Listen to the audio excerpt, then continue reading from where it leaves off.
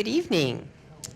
I am Karen McCoy with the Greater Kokomo Chamber, a division of the Greater Kokomo Alliance, and we welcome you here this evening. This debate is brought to you by the Kokomo Perspective, the Kokomo Tribune, the Greater Kokomo Chamber, and the League of Women Voters. Tonight we will feature the candidates running for District 4 and District 5 City Council, and the candidates running for mayor. All the candidates are running on the Republican ticket. Don Wilson, publisher of the Kokomo Perspective, will be the moderator for tonight's event. Each city council session will last for 30 minutes, and the session for the mayoral candidates will last for an hour. This event is being filmed for broadcast by KGov. The candidates participating and running for Kokomo City Council District 4 are Gregory Jones and Gerald Carnes, and District 5 candidates are Jason Skaggs and Cynthia Sanders. The candidates participating and running for mayor on the Republican ticket are Martha Lake and Jack Dodd. The format for the sessions is as follows. Each candidate will be given 2 minutes for an opening statement.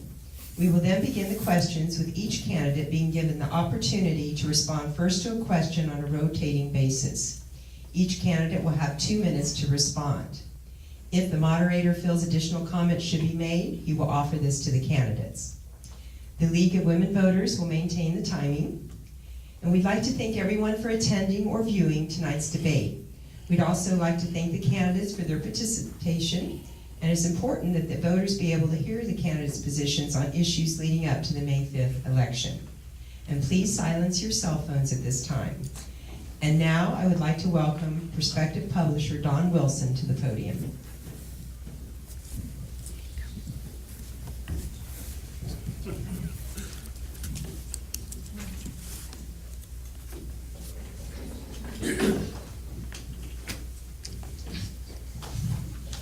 Mr. Carnes, we'll start with you. Okay. The streets and sidewalks in Kokomo have been identified by several of the candidates in this primary election as a priority. Do you believe streets and sidewalks are in need of attention? And if so, what will you do to address them? And I forgot your opening remarks. Excuse me. You begin, and then we'll ask that question. You have 2 minutes. Can you hear me? Okay, well, the sidewalks are bad, very bad. I have a sidewalk in front of my house that's totally tore up, and I do not have the money to take care of it. My porch is all tore up. I know what's going around in this town. I've driven around, I've looked at my district to see what's wrong. And the railroad tracks, the roads, everything in my neighborhood is just going down. And yes, I do believe they need to be fixed, and if it's able to be done through 50s, 20, however, if we can get help and pay half of what needs to be done, I'm for it. All for it. Mr. Jones? I agree that our roads, sidewalks, any item like that does need handled. It needs handled quickly, because we have potholes just in my neighborhood that are big enough to swallow my wife's car. That's saying something out there. You see them down our main roads, side roads. These problems shouldn't be happening. If we have money to spend on larger projects that are not necessary, we need to spend the money on the necessary projects. We need to spend the money to bring in new business by making our town look good, like we take care of what we have. If we're not taking care of that, we don't need other projects. Mr. Jones? The city has concentrated on improving downtown Kokomo over the past 7 years. Some critics believe other areas of the city should receive the same attention. Evaluate the city's performance in downtown and explain what you will do if elected to improve either downtown or other areas of the city. Well, to be honest, downtown does look gorgeous. It is not an eyesore. They've done a lot to work toward it, but they have neglected those other areas. Those areas that we need them are, we've seen down on Washington, Lincoln, we've seen them on Morgan. We need to take this money, instead of spreading in one spot, let's spread it out. Let's take care of those infrastructure items. Yes, I sound like I'm harping, but they are important. Everyone goes down those roads, everyone needs them. Not everyone goes to the middle of downtown all the time. Mr. Carnes? I grew up in this town. I've been all over it. I grew up in North End, South End, East. I've been all over. And North End is always the last end to get fixed. Whenever something needs to be done, they're the last to get it. Them roads, I drive down them. You hit just as many potholes down there as you do anywhere else. Downtown is beautiful.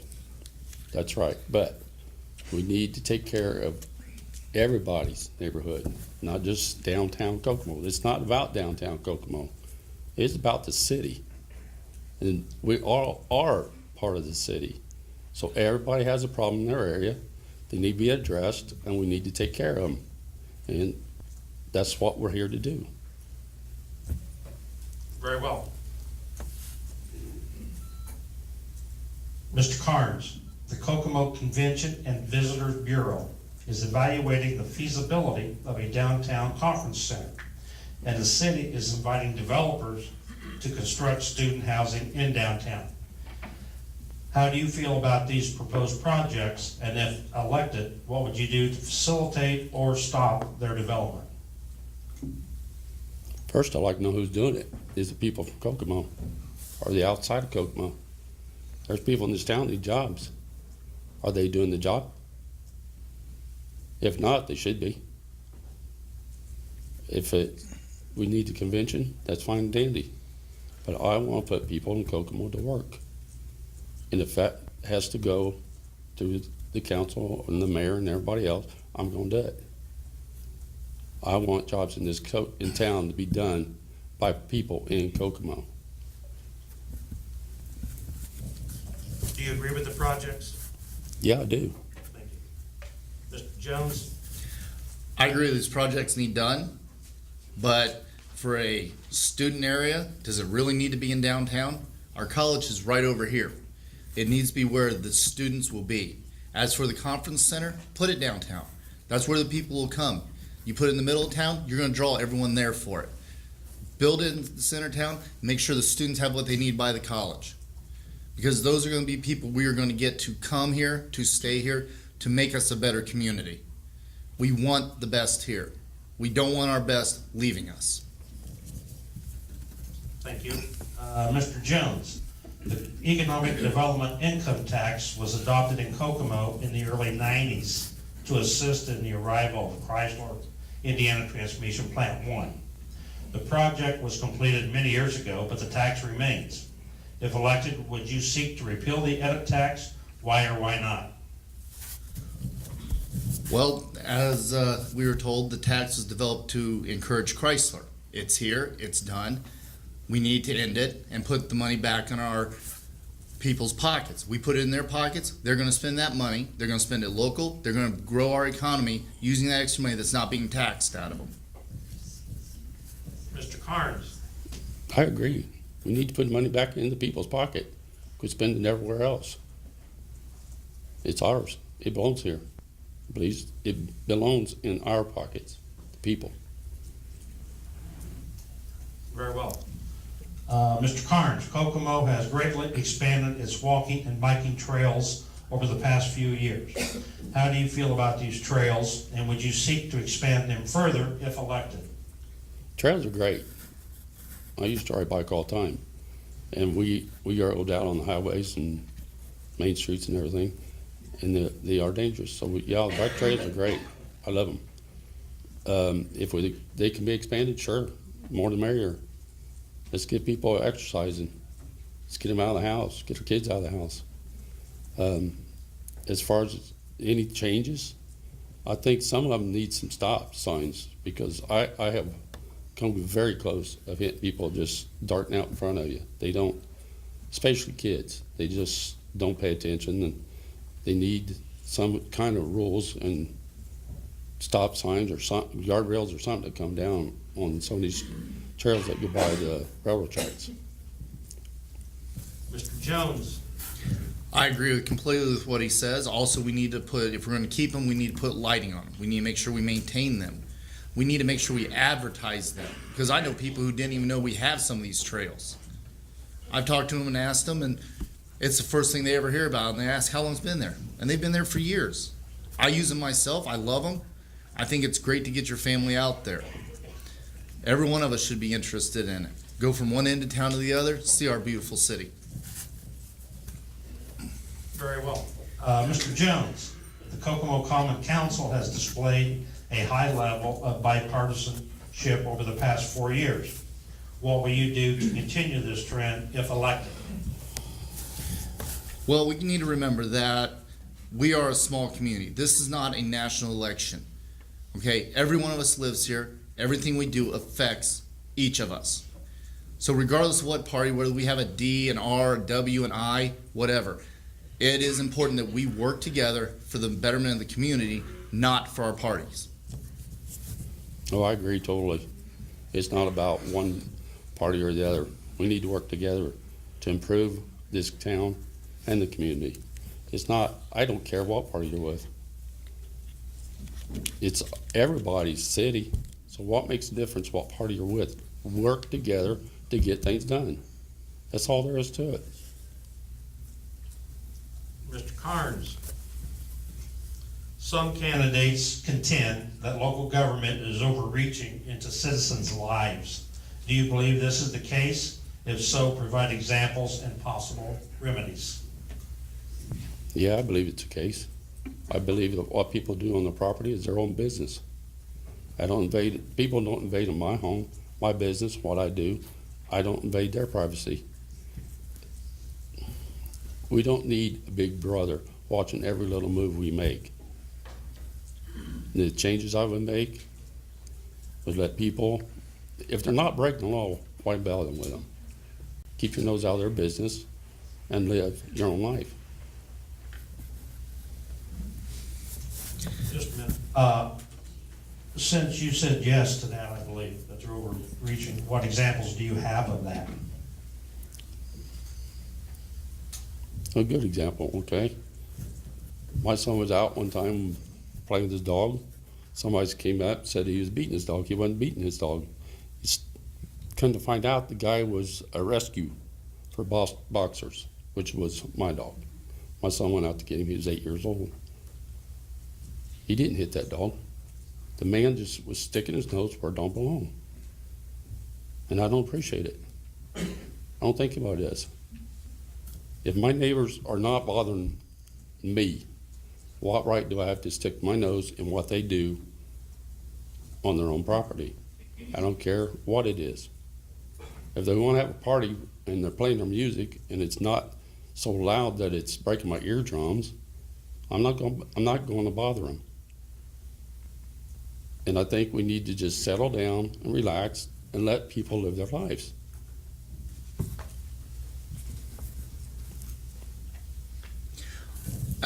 Honestly, yes, Kokomo does have a small overreach problem.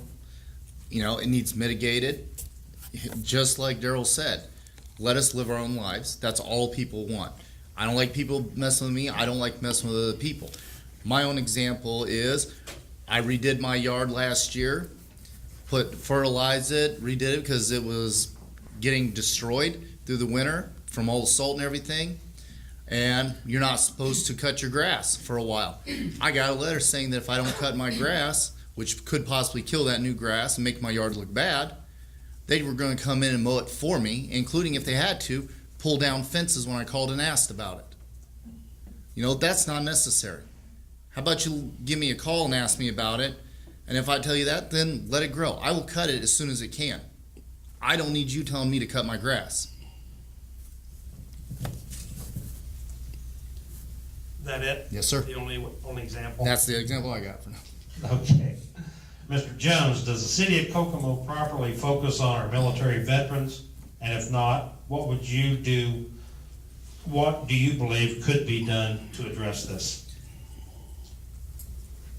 Well, the city of Kokomo is a very large military population, whether they're current, active, retired, reserves.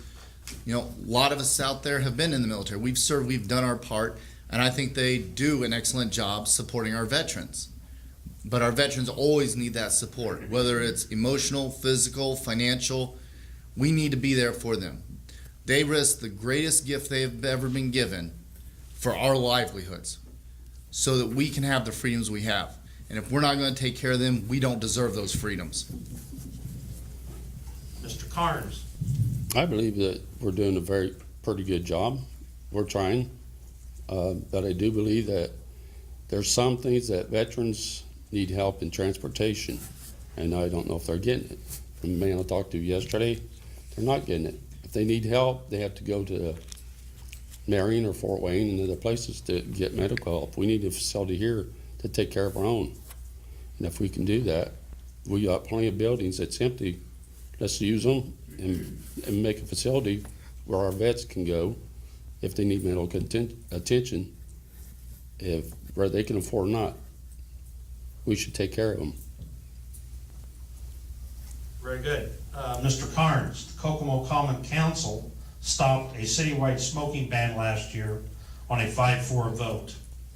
What is your position on the smoking ban, and if elected, will you seek to resurrect this legislation? Being a former smoker, I have COPD from it. I have family members that smoke. They still have COPD from it. I'm not going to tell people what they can and cannot do, where they can and cannot smoke.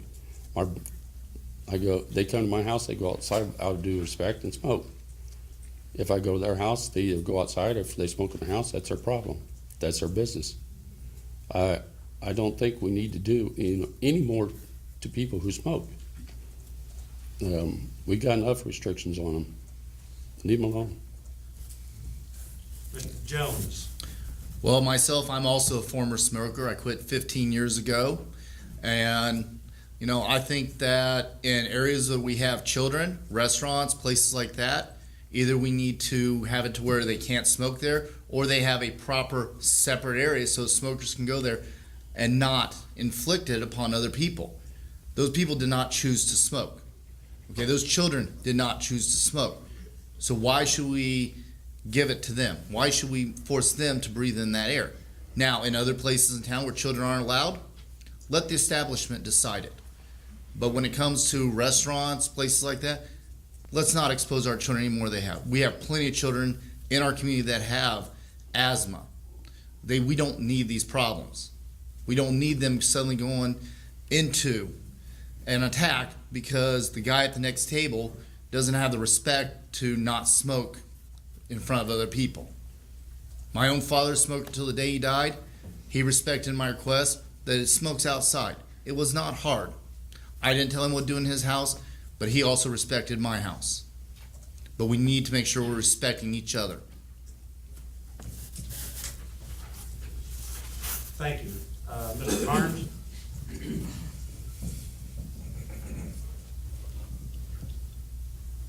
Yes. I've already answered the question on smoking. Pardon? I've already answered the question on smoking. Okay. But if you want me to go on, I can. I was going to give you your opening statement at the time. Well, that's all right. Okay, Mr. Jones, I'm sorry. The Common Council is currently considering legislation to license adult performers. What is your position on such licensing? And if elected, what will you do to facilitate or stop this ordinance? Honestly, we don't need this type of business in town. I don't feel it's necessary. It's a bad example. We got a church on every corner. We don't need a club on every corner along with it. However, if we are going to allow it, then yes, it needs license. It needs controlled. Because we don't need to sit there and find somebody's doing this that's underage and it comes back on us, makes us look bad. We need to care for our community. And if that's how we have to control this, then that's what's necessary in this. But again, this is not something we need in our communities. How would you go about getting rid of them if you are elected? In my opinion, we need to make sure that they are regulated, that they are taxed appropriately for being the type of vice they are. I don't want to see my son walking in one of these places. We need to make sure that if they exist, they understand it's because they're paying the fines for it. Mr. Carnes? I don't know. Adults are adults, they're gonna go to the places no matter where it's at. If, you go in, if adults go in, they're gonna be, you gotta just check their ID. Make sure there's no kids sneaking in with a fake ID. But adults have a right to be adults and do what they wanna do. I mean, use common sense. We have law enforcement here, it's good law enforcement, to take care of anything, any shenanigans that go on. I don't want them here, but they're going to be here. So the best thing to do is regulate them and make sure they operate as they're supposed to operate. Good. Mr. Carnes, public safety has been cited as a concern by some candidates. Do you feel our police and fire departments are properly equipped and staffed? If not, how would you propose to improve public safety? I'm not sure. I believe they're equipped, but they need to have the equipment that they need. If you have everything you need, you don't need nothing else. But if this police force does not have vests or whatever to do their jobs, they need to have it. We need to support our firefighters with everything they need. Our police department needs everything they need, and we need to back them up. They're here to protect us. They did put their lives on the line every day. Some of them, some days go by where they don't do nothing. Great. But they put their lives on every day that they go out there. So if they need something, we need to make sure they get it and know what questions asked. So I would put out everything I can to give them what they need and see it's done. Mr. Jones. I personally spent 6 years in law enforcement. I know how dangerous it can be out there. Okay? Like Mr. Carnes said, we need to ensure they have the equipment they need. We need to make sure they have the presence they need. Some of our neighborhoods have higher crime rates than the national average. We need to put those police presence in there. Discourage it by being in the area, by being able to act when we see it. Our fire department, last I checked, we reduced down a rescue vehicle. What happens if we need 2 of them? Because we are a city of over 40,000 people. If we have 2 incidences, whose life do we risk? Why? 2 is better than 1. Better to have more than less than what you need. What neighborhoods are above the national average? From what I understand, neighborhoods over around Sycamore Street, in that area near Sycamore Elementary School, are questionable neighborhoods. Then we've got other areas on the north side that also have a higher national average. Okay. I'm not quite sure what the numbers are, but I haven't looked into it in the last couple weeks. Very well. Mr. Jones, some candidates for city council have expressed an interest in stopping the use of alcohol in city parks, specifically during the concerts held in Foster Park. What is your position on this practice? Well, our police force does a wonderful job of maintaining order during these areas, maintaining alcohol in the proper areas, keeping the people peaceable. So even though I personally don't drink anymore, let it keep it. Let it make the little extra economic cash flow in our neighborhoods. Let us improve upon it. But as long as it's being controlled and being respectful, these are things that need done. Leave it alone. I agree. There's nothing wrong with it as long as they're maintained. You got your police force out there taking control of everything. There's nothing wrong with it, but make sure that the kids ain't over there sneaking some mom and dad beer, okay? Because they do it. Some people, I went to a concert here in Kokomo at the Foster Park. Kids running there where parents did not know where they were at. What were parents doing? They were drinking. So if you're going to allow it, you better have control over it, because somebody's going to get hurt, and somebody did get hurt that night. Bad. Kids came up missing, got lost. Little 4-year-old girl got lost. I don't know if they ever found her or not. So if you're going to drink, use common sense and control your kids. In fact, if you're going to drink, don't take your little kids with you. Leave them with the sitter, and you'll be all right. Mr. Carnes, why don't you spend a moment or two and give us your opening and your closing statement all in one time? I really don't have an opening statement. The only thing I can do is tell you that, I'll tell you a little bit about myself, because some of you don't know me, some of you do. Unfortunately, you do. But I grew up here, born and raised here in Kokomo. I graduated here in '73 out at Hayworth High School. I couldn't find a job, so I went in the military. When I got in the military, they called me in basic and told me I had a job. Well, it's too late now. I'm in the military. I can't come back and take that job now. I've worked in jobs in this town. I worked in unions and non-unions, and they didn't save my job. The union didn't save my job. I worked at Echo Parts. They worked out of Branch Fidelco. They moved to Mexico. They wanted to pay me to go to Mexico, teach them how to do my job. Then find my own way back. They wanted me to take a $5. I was making $8 an hour. They wanted to go down to $5 an hour. Not going to do it. Union did not take up for us. We lost our jobs. I worked at Quaker Oats in Tipton. We lost our jobs due to another union. Didn't stand up for us. I worked in a place, non-union, at Big R. They didn't save my job there either. It was gone. My point is, jobs are going to go. The company's going to shut down if they want to shut down. Unions cannot stop it. You can protest, you can do whatever you want. But if a place wants to shut down, they're going to do it. My objective is to get jobs in this town and get people in this town working, get them off food stamps. I know people that grew up on food stamps. It's not a very sight. Kids should not be put in that situation. They have a right for a good education, to grow up, and if they love this town, want to stay here in this town, grow up in this town, work in this town. That's why they're leaving. There's nothing here. There's nothing here for people to do, nothing here for kids to do. We need things to do for kids year round. I've talked to kids that say that. Thank you, Mr. Carnes. Mr. Jones, your closing statement. Well, honestly, unlike Mr. Carnes, I didn't grow up here. I moved here later in life in my 20s. This is my first home.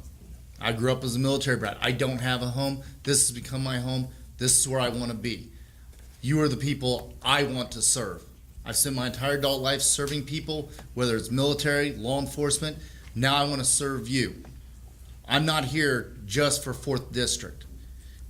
I will be here for anybody. You see me on the street, you will need to ask me, talk to me, let me know what concerns you, because I want to help you. I want to be there for you.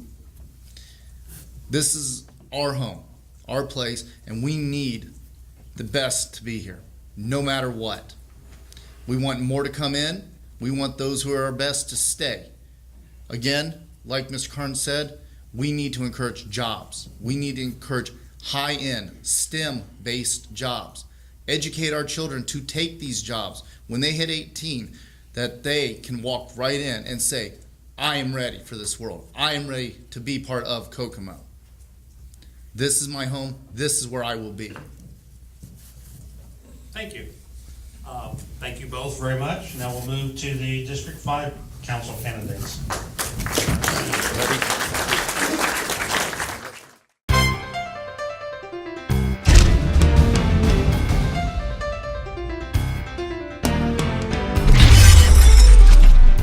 Statement, and begin with Cindy, the incumbent in District 5.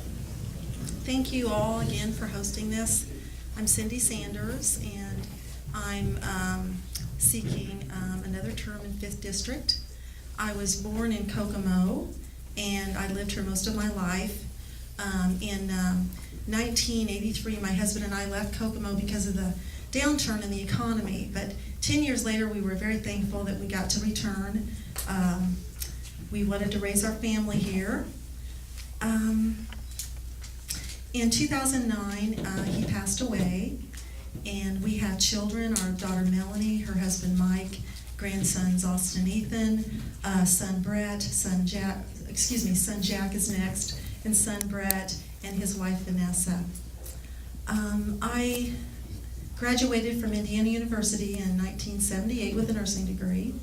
I worked as a substitute teacher. I worked in public health nursing. I worked in behavioral health. Most recently, I worked at St. Joseph Trinity House in different capacities. I worked as an intake coordinator. I worked with hospital authorizations. Presently, I've left that because my mother lived with me for a couple of years and she's deceased now, so I'm not sure what I'm going to be doing, but it's okay. Faith in God, the God of the Bible, is really my anchor and my guide, and my family and my community are so very important to me. Serving and being an advocate for people has been my passion and my vocation.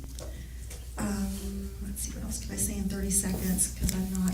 I think that locally, we need to make decisions locally. I think that local government has the best answers to our problems because we know what our needs are and what our problems are.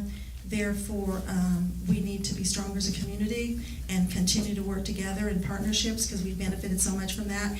And I think that being on the council is a great responsibility. It's a great privilege, but I see that as I want my children, my grandchildren to be able to live here and work here and Cindy, thank you very function much. here and dwell in. Okay, thank you. Mr. Skaggs, 2 minutes and 10 seconds. First of all, I'd like to thank the league for putting this on, as well as the Greater Kokomo Chamber, Don Wilson, Pat Muncie, George Myers, everyone at Kokomo Tribune and Kokomo Perspective. My name is Jason Skaggs, and I am running for Kokomo City Council, 5th District. I've been born and raised here in Kokomo. I have a passion for public service. I've been tremendously blessed by the citizens of Kokomo throughout my entire life, and I want to give back. And I feel that this is one of the best things I can do. I am a former volunteer firefighter from Taylor Township. Most of my work experience is in sales as well as management. I'm currently at FCA here in Kokomo, ITP1. And I just want to bring a lot of, passion, to the Kokomo Common Council and help other people. Thank you. Very good. Mr. Skaggs, the Kokomo Common Council stopped a citywide smoking ban last year on a 5-4 vote. What is your position on the smoking ban? And if elected, will you seek to resurrect this legislation? Don, my position on this is, I know smoking's bad for you. The majority of Americans know that smoking is not healthy for you. It is detrimental. However, being a former smoker, which I had quit about 1.5 years ago, that's a right that we have. I don't believe in trouncing on other people's rights. With the smoking ban in all of Howard County, I think we got it right this time around, where you have to be 21 to be an establishment that allows smoking. I'm okay with that because it keeps it away from our kids, it keeps it isolated, and it leaves it up to the business owner. I believe in less government, and this is something that I don't think that we should overreach on. Thank you. Cindy? I stand by the same vote that I gave. I'm against. I think there should be a smoking ban. There's so many reasons for smoking bans. I mean, health. People have rights that don't smoke, and also the consequences of smoking. I've seen it in my family, and I know we all have, and we all have a different opinion as a result of that. But my opinion is it's bad. It costs insurance companies, it costs us a lot of money, and it's just not a good thing. It's not the right way to go. So the argument that the economic is going to be affected negatively is certainly not correct. When people go smoke-free, the economy's better. If you go to some of the communities that are smoke-free, they're certainly wonderful communities, and a lot of people, especially younger people, who are really want to have health as a priority in their lifestyle, they choose those places. So I'm against smoking and for the smoking ban. Thank you. Cindy, the Kokomo Common Council is currently considering legislation to license adult performers. What is your position on such licensing? And if elected, what will you do to facilitate or stop this ordinance? Well, I'm for transparency, so first and foremost, we basically, the consensus was that it wasn't gonna go, but the state is now, I think, looking at that.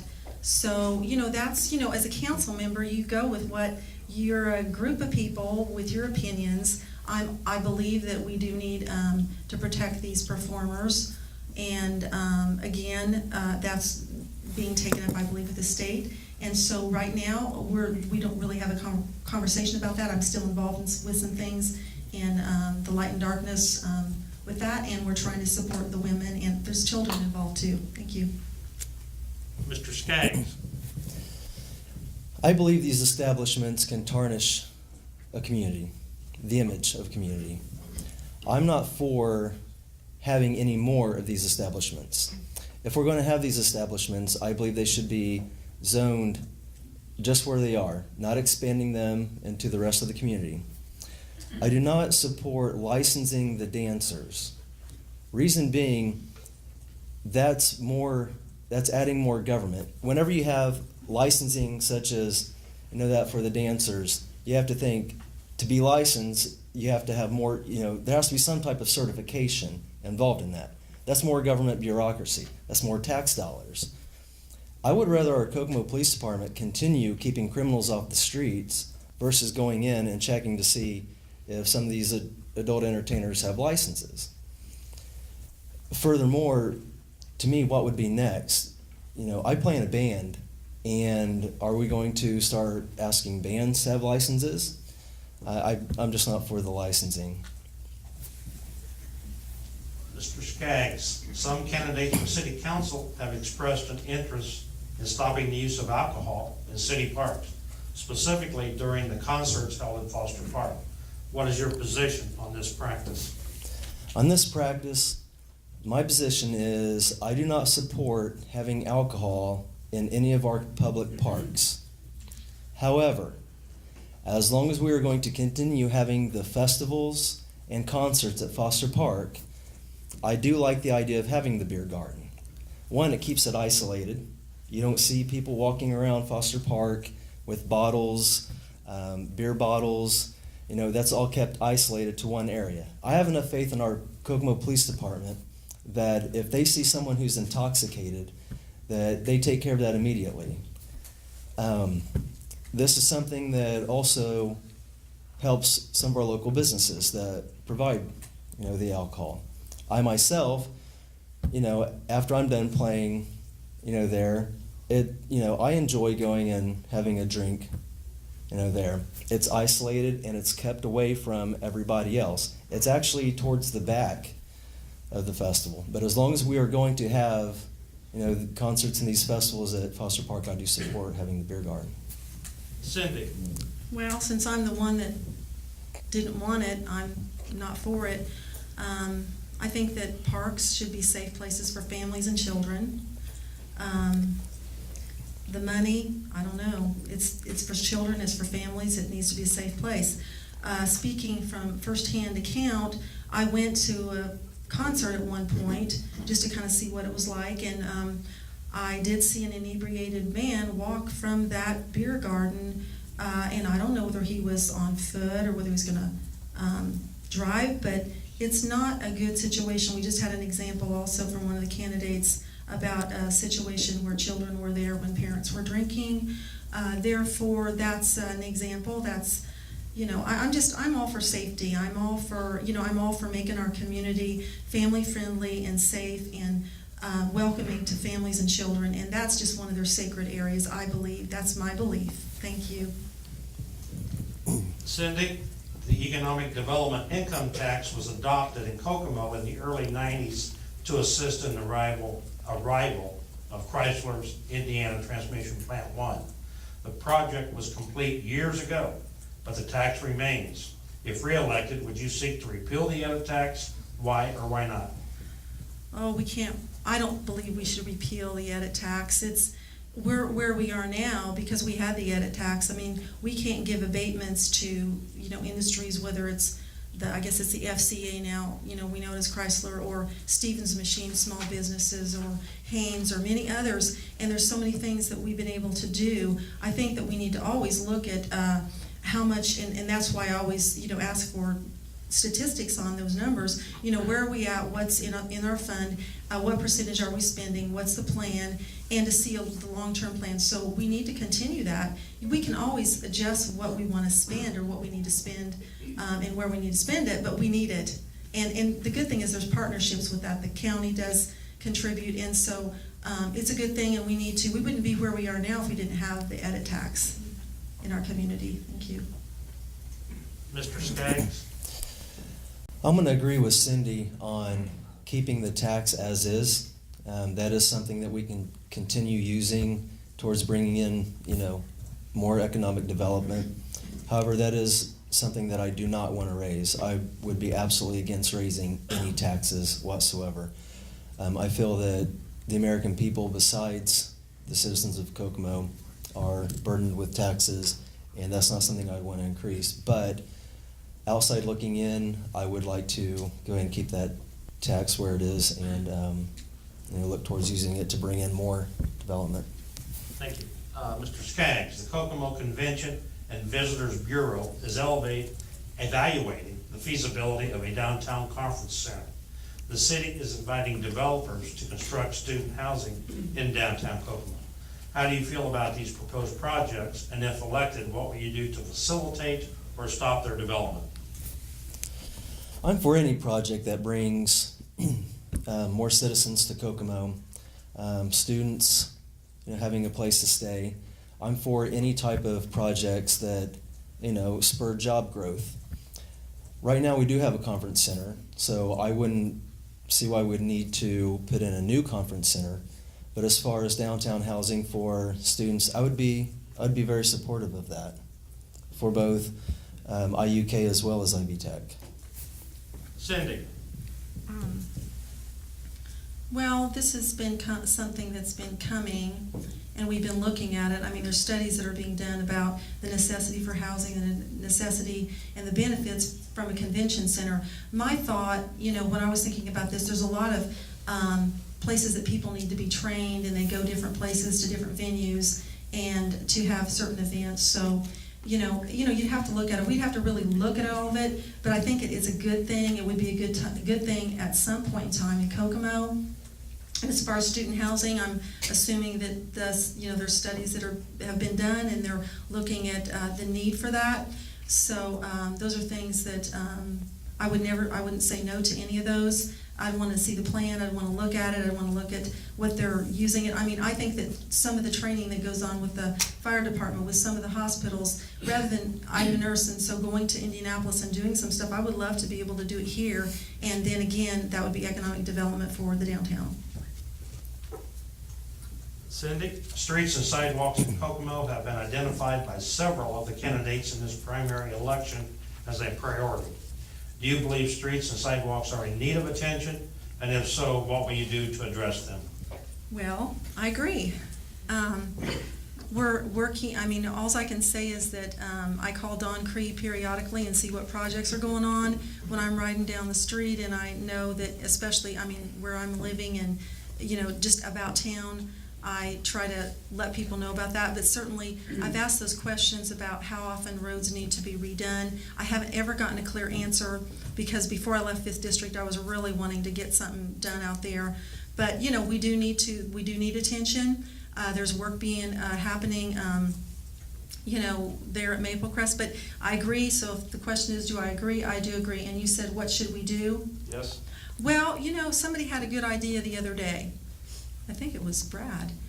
He said that sometimes they allocated a certain amount of money for certain parts of the city, therefore nobody could be ignored or looked over. So that might be something that would be better. But I do know that it happens every year, unfortunately, and here we are again. And I think the big thing is to make sure that we're fiscally in a good place where all the things that happen, such as big snows and big potholes, we can take care of them.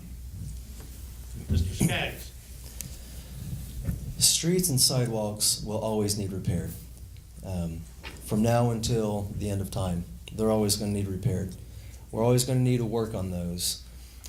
This is something that I would like to get out and talk with my constituents about once money's been allocated towards such, to see which roads would be the pertinent roads to start working on first, within my district. The council is supposed to take care of, a lot of these things along with the administration, but all the potholes that we have in Kokomo right now, which is a huge issue for a lot of people, myself included, I think it's ridiculous that we have as many as we do. I know our street department does an excellent job, but we need to, capitalize on that. We need to continue, doing these repairs. Thank you. Mr. Skaggs, public safety has been cited as a concern by some candidates. Do you feel our police and fire departments are properly equipped and staffed? If not, how would you propose to improve public safety? Well, there again, outside looking in, it appears that our city is staffed and has all the resources they need and the equipment. However, you can never have too many personnel, I feel, as long as we have the funds for such. And that's something that I'd like to sit down with the chief of police as well as the fire chief and see, what they want, what they need. But it's not only that, it's taken a step further with dispatch, the whole EMS.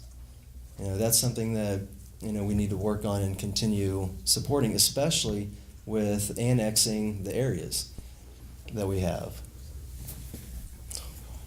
Would you repeat the question again? I'm Sure. sorry.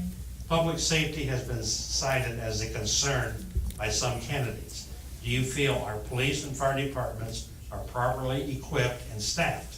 If not, how would you propose to improve public safety? Well, every year when we have budget hearings, we look at every line item, we ask them the questions, how are you doing? We ask them, we've heard about this equipment, do you have this? We want to know what's new, what's going on. I don't know, and so basically I feel like at those points, the department heads give us what they need, and what the repairs, what kind of equipment they might need, how much that's going to cost. We look at that, we say how things are going. I do think that we're looking, I don't know if this is a place, but public safety, it has to do with communication. And I know that another council member had spoken about this, but we need to make sure that we are communicating with one another. I'm talking about government, fire, police, everybody. And so we have something that we can communicate, and I know that's been an issue. Something else came to my mind trying to think about that with public safety. Are the levels, the personnel levels proper? Well, that is going to be something that we're just going to keep having to look at, because we've just gotten annexed, and the needs. Oh, I know what it was. So I think that we need to have that's a continual, ongoing thing.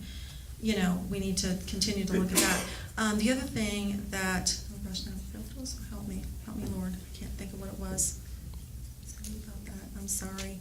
No, I think that we are staffing at this point. It's adequate to my knowledge. The equipment that they have is adequate. And, I know the EMS.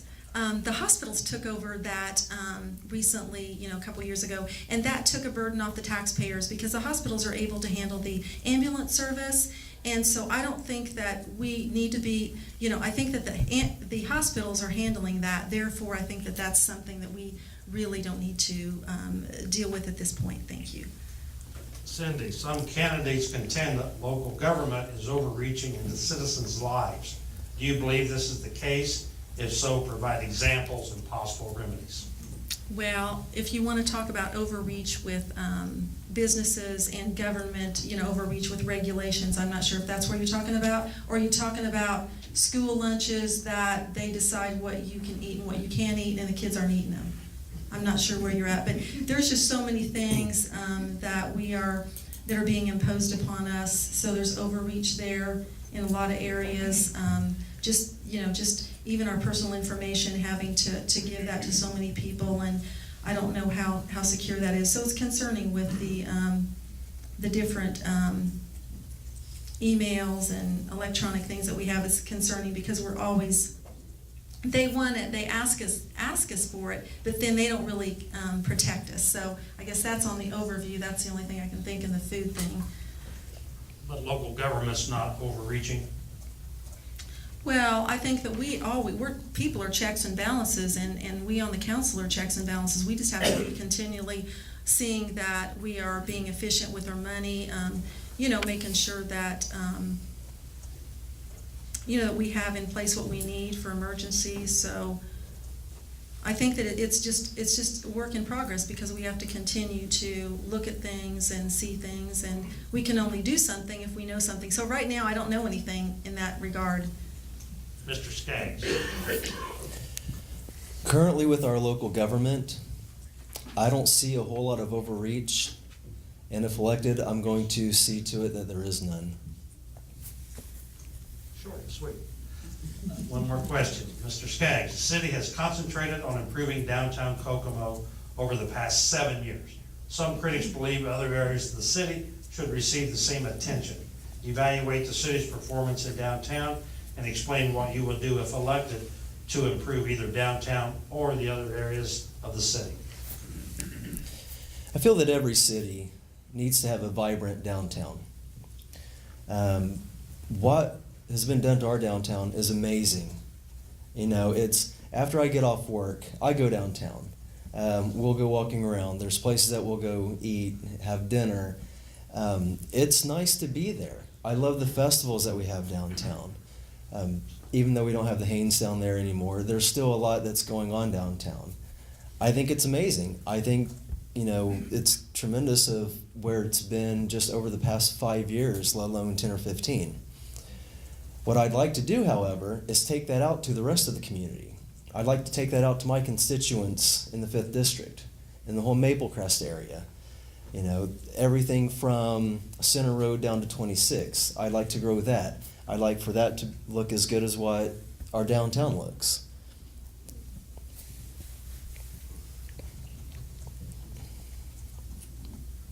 Mr. Skaggs, Kokomo has greatly expanded its walking and biking trails over the past few years. How do you feel about these trails, and would you seek to expand them further if elected?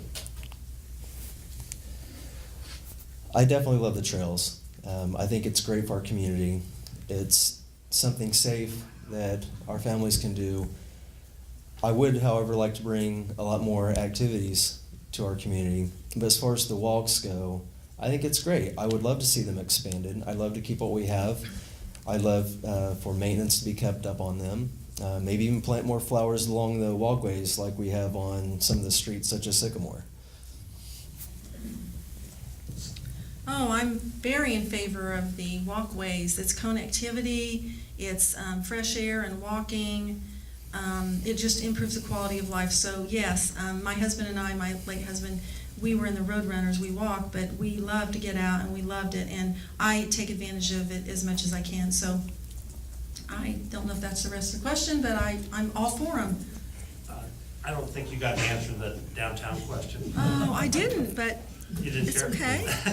okay. No, I'm proud of downtown. It's beautiful. I mean, it is beautiful. We worked hard on that, and we had a lot of partnerships there. I'm talking about the Y. I'm talking about just the community. And then we have the First Friday, and we have so many events down there. It's just wonderful. So I'm happy. Now, the outlying areas, they need attention. There's things that need to be done. We all agree on that. I mean, and I think that that's the challenge. I think the challenge is that we need to somehow be able to come to some fairness in being able to say we need to do these projects, because we have the block grants that are for the lower income areas, and I totally want that, love that, but I'm always out there looking for something that needs to be done in my area that they will actually be able to do. So I drive the streets and I look around, and I submitted for sidewalks someplace and that worked. I don't think that was CBD, but anyway, I think there's more that needs to be done in all of Kokomo, absolutely. Good. Mr. Skaggs, you want to be first with the closing statement? Sure. There's so much that is wonderful about this community and this city. I'm not going to tear apart this city. You know, I'm not here to fix anything. What I want to do is continue capitalizing on the momentum. There's a lot of great hearts here in this town. And I just want to give back to the community. I'd love to bring more businesses here, more industries. I don't think that we should put all of our eggs in the Chrysler basket, if you will. I feel there needs to be more activities for families. You know, we don't have ice skating anymore. I'd love to see ice skating brought back. Even, you know, indoor miniature golf like they have in other communities in the state. I'd love to even just bring back outside miniature golf. You know, just anything that we can do with our families versus just going out on a Friday or Saturday night. You know, that's wonderful, you know, having the nightlife, but we need to concentrate on our families as well. And I would greatly appreciate your vote. Thank you. Cindy? Well, I can say that it's a privilege to be on the council, but it's a great responsibility because I want, you know, for the people now, but I think about our grandchildren, the future generations. You know, I want them to be able to live here and work here and thrive here if they want to. So I know that we've been working in the city, and I want to continue to certainly seek out more jobs, diversity in jobs, work with partnerships. I think partnerships are wonderful that we've had, and I'm talking about even volunteers and people that way that come aboard faith-based organizations too. So I think that we can grow our community by working together to build it, and I think that that's, you know, there's been a lot of things done, and it's been a lot of people, and so I think that continue to, you know, the transportation is wonderful. I'm not, you know, we got to look at the bus system, that's a good thing. I don't want to lose anything because we're here, but I don't want to lose anything. I want to make sure that we're maintaining everything and not letting anything go awry. A couple other things, the 50-50 sidewalk plan. I asked at budget hearing if we could institute that for individuals. It's now 60% of a block has to go on board in order to get it, but that's coming about. And also in Ivy Hills, they're working on getting easements out there for those people that want the sewers, not if you don't want them. So anyway, I think that we just have to work. Whatever comes our way, we see things, but some things just kind of come our way, and we just have to keep working on it and working together and cooperate. So thank you, and I would appreciate your support and your vote. Thank you. Well, thank you both, and we'll move to the mayor candidates.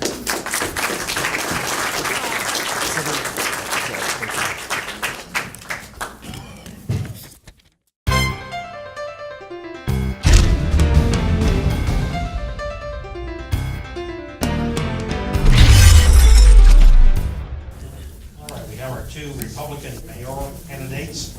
We'll have opening statements. Mr. Dodd, you can go first. Okay, thank you. My name is Jack Dodd, and I'm a Republican candidate for mayor. First of all, I'd like to thank all of you for coming. I believe the voters want information, and this is a great way to get it. I want to say hi to everybody at home who's going to be watching on KGov. It's important that people get involved and get knowledge about the candidates. We need informed voters. A little bit about me. I've been married for 39 years to my wife, Brenda. We have 2 sons, and they each have 2 sons. I retired from Howard Community Hospital after working 20 plus years in behavioral health services. During that time, I also retired from the United States Army Reserve, where I was an Army drill sergeant, and I was activated for Desert Storm, go to Fort Benning, Georgia to train troops. So after that, I went into human resources, and I became the human resources director for the city of Kokomo. After that period of time, I took a job in Yuma, Arizona. As a kid, I watched Johnny Yuma, the Rebel. And when I saw that job, I knew that I had to at least check it out. So I went out there, we both went out, and we were offered positions there. We decided to come back home because we missed our grandkids, to be real honest. Yes, I missed my sons too. But it was our grandsons that we missed, and we got tired of being grandma and grandpa in Yuma, Arizona. So we came home. We never gave up our home here. We rented it out. so it was easy to move back here and move right back into our home. I'm a Republican candidate for mayor, and I'd like to get your vote. Martha? Good evening. First of all, thank you, each one, for coming out tonight. I believe that information is the key to success. I believe that open communication and transparency is also the way to success, and I think this is a good indication that you think that same thing as well, and I appreciate that. I want to thank the League of Women Voters. I want to thank the Chamber. I want to thank the Kokomo Perspective and the Kokomo Tribune for allowing us to be here tonight and to be able to state our thoughts and our convictions on the issues here in Kokomo. A little bit about me, and you probably already know an awful lot about me because I've been around an awful long time.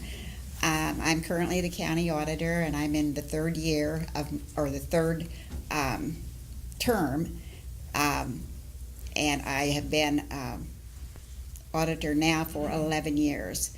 I was voted auditor back in 1996, took office in 1997, left office in the auditor's office in 2004. At that time, ran for treasurer. In 2005 to 2012, I was treasurer of the county, and now I'm back in the auditor's office. So, as you can probably see, my passion is, first of all, the people of this community, and second of all, that we're fiscally safe and sound. We've had perfect audits. We've had on-time disbursements. That's one thing that we have worked hard on because payday comes in June and December, and that's how our schools keep going, and that's what we want. We want our community to thrive. Very good. First question, Mr. Dodd. Kokomo Municipal Stadium is still facing obstacles from FEMA and Indiana Department of Homeland Security. If elected, what will you do to resolve the stadium issue? As mayor, I try to work with FEMA and Homeland Security to let's get this thing done. It is way too far along to have any other outcome. It would be ludicrous to expect that we go in there and start tearing that down. I would work with Homeland Security and FEMA to get whatever we need done there so we can have our opening day. Look, my biggest concern about the stadium is not the stadium. It's not even the floodplain. It's sustainability of the stadium. What are we going to do in 2 years from now, 3 years from now? We have to focus on the sustainability of the stadium. We need to make it work for all of Kokomo. And we need it to be financially sound, and we need it to be able to support itself. We need to refrain from using taxpayers' dollars to go in there and keep this thing going. So whatever we have to do to make it sustainable, that's what we would do. Martha? I think that the stadium is a reality at this point in time. I think there's an investment from the community of over $11 million to pay for the stadium and make sure that it's successful. I think that baseball is fun. I think it's something that a lot of us love to do. My concerns are, of course, that we don't have approval from FEMA. We don't know if we're going to get approval from FEMA, and actually it's not from FEMA, it's from the courts because everything is still tied up in courts. So we're here and we're saying we would want this or want that. Feasibly, for the economic side of it, it would probably be better at this point in time to go ahead with it. But again, we have to be able to support it. And the other issue we have is if the floodwater doesn't go there, and I'm sure this is where FEMA is looking at, if the floodwater doesn't go there, where is it going to go? So what are we going to have if it is successful? Are we going to have more money and more issues because of the presence of the stadium? And none of us want that. And then walking into meetings down in Indianapolis and listening to other counties saying that their FEMA money has been stopped because of the situation going on in Howard County, in Kokomo, is a little embarrassing. So I would hope that we could come to some conclusion that would get us off of this tight spot. At the same time, it's going to take a lot of work. and it's going to take a lot of work with all the citizens here in the community, and it's going to take a lot of work from the city council and cooperation in order to make this, whatever it ends up to be, successful and affordable for this community. Thank you. Martha, the edit tax was adopted in Kokomo in the early 90s to assist with the arrival of Chrysler Transmission Plant 1. The project was completed years ago, but the tax remains. If elected, would you seek to repeal the edit tax? Why or why not? The edit tax is 2%. And after the Chrysler project, and I was auditor during that whole period of time, after the Chrysler project was funded, we went on to do funding on Dixon Road. We went on to do funding on Lincoln Road. So it's not been something that's been used tritely, or I feel like taxpayers have been taken advantage of because of it. Most of our economic development projects come from the edit fund, and from what I'm hearing and I'm seeing, I believe all of us like the development that we're seeing in the county and the city. I don't believe that we want to make it higher. I believe that it's being used for the purpose that it was created for, and I know that there's some debt attached to it as far as the city's concerned, so I don't believe that is something that should go away at this time. So I think this is something that we need to look at as a resource to benefit our community. But don't make more taxes. People don't like taxes. Mr. Dodd? I agree. People don't like taxes. Our edit tax is something that's been talked about before, is used to create more economic development in our community. It can be used for a multitude of things. There are many things, there's many challenges and opportunities ahead for us here in Kokomo. We need the resources to be able to address those issues. Economic development, or an edit tax, gives us those resources to do. We've got many, many more things that we need to address. We have businesses that we need to bring in. Look, I am so thankful Chrysler is here. It is our lifeblood, and we appreciate it. And I appreciate all the work that was done by former mayors, former council members, former county folks to get this involved here in Kokomo. But you know, there's an old saying, don't put all your eggs in one basket, right? Well, that's what we need to do. We need to look at diversity, diversifying our economics. We need to bring other businesses in here. How are we going to do that? It takes money to do it. Economic development income tax is a way to do that. Again, it gives us those resources to try and bring other companies. Now, I love the mom and pop shops. They bring in a job, 2, 7, but we need something much bigger for our community. And that's what we can use edit tax for. So to answer the question, no, I would not be in favor of repealing that. Mr. Dodd, what will you do specifically to continue or increase economic development in the city of Kokomo? As I just spoke about, I would look to work to diversify our economy, trying to bring in other businesses, using our edit tax, like I just talked about, to do that. We need more businesses. We need more people here in Kokomo. We've just expanded our tax base greatly through the annexation. Good thing, bad thing, I'm not in favor of forced annexation, but it did increase the tax base. So that money is also available.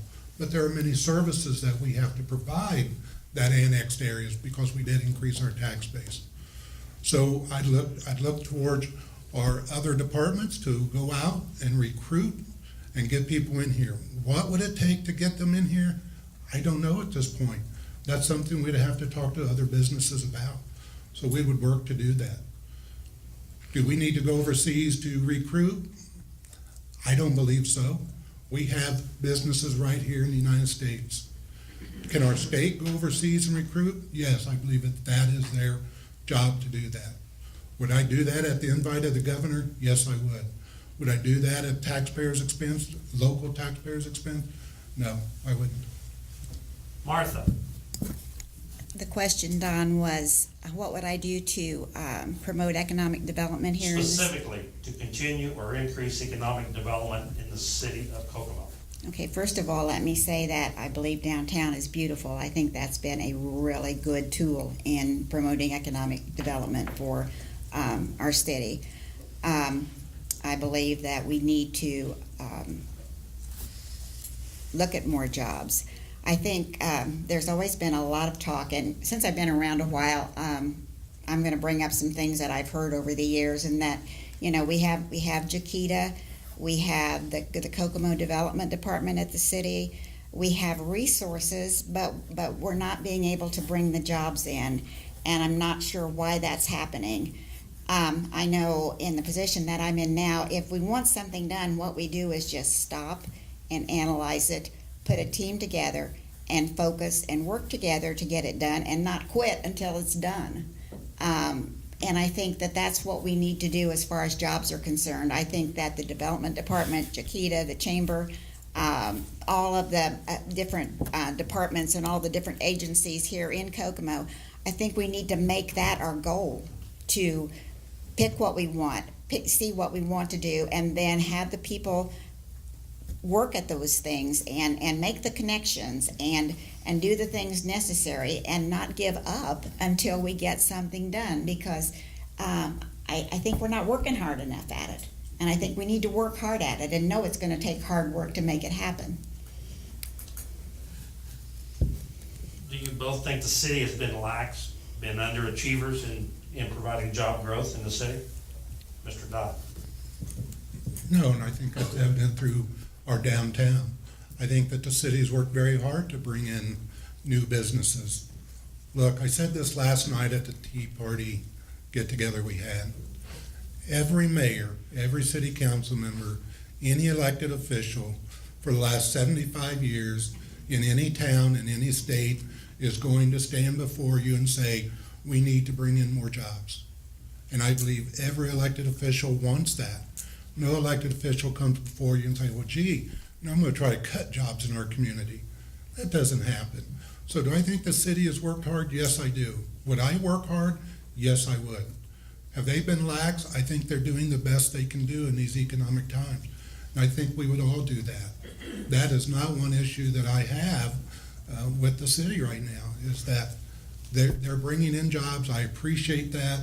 I know our citizens appreciate it. You know, I have sons and grandsons, and we all have children and grandchildren that's going to be needing jobs. I go back to that one essential thing that I've talked about earlier, and that's sustainability. The things that we are bringing in, are they a flash in the pan? Are they going to be here for a year or 2 years and then gone?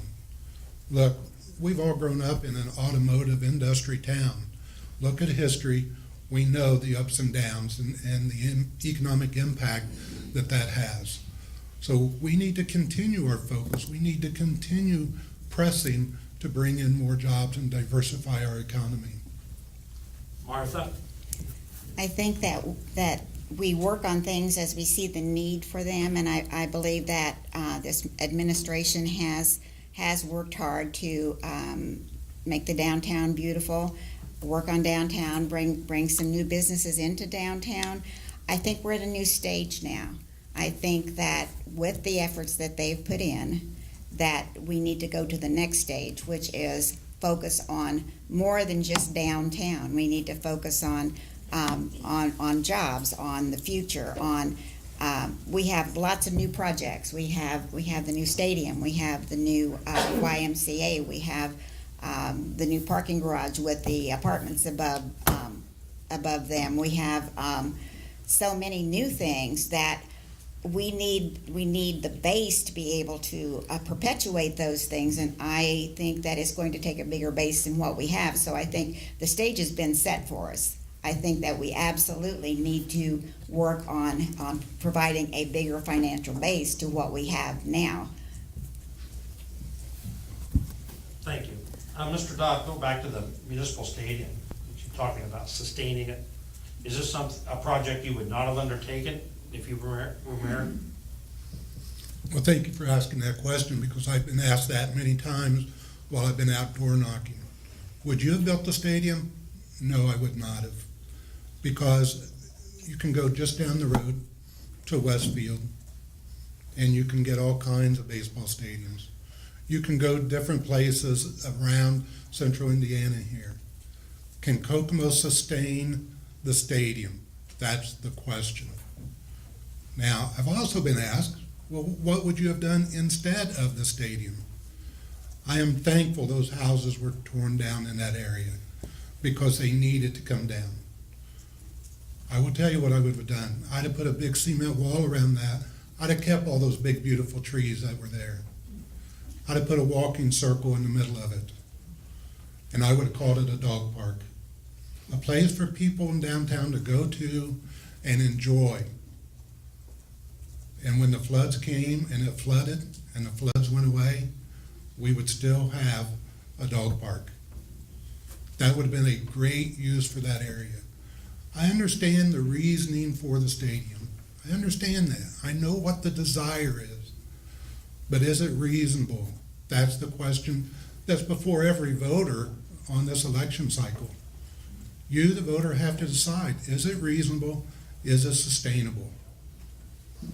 Martha, would you have built the ballpark? Let's go back to the beginning, when the decision was made. I believe that there was a committee put together. I believe it was a committee of several citizens of this community. I believe there was communication with other people. I believe that there was a decision made that they thought it would be a good thing for the community. And I'm not saying it's a bad thing for the community. I think what's happened in the process is that had it gone through the way it was designed or the way that we thought it was going to go through, it would be here. It would be done. I think the problem comes in because of all the issues that have happened in the process. I think building it at another location, which I have heard that there were 2 other locations that the committee had looked at, but those locations were not used.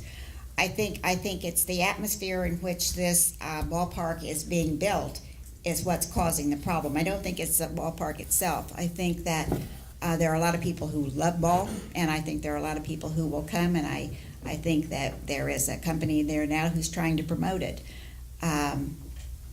I wasn't there when they made the decision, but here we are today, and I believe that we've got to be positive about it regardless. Would you have started this project if you were mayor? I would have listened to my constituents, and I would have, I believe that recreational facilities are good. I would have looked at our finances, and I would have made a decision. And at this point in time, financially, I'm not sure that I would have done.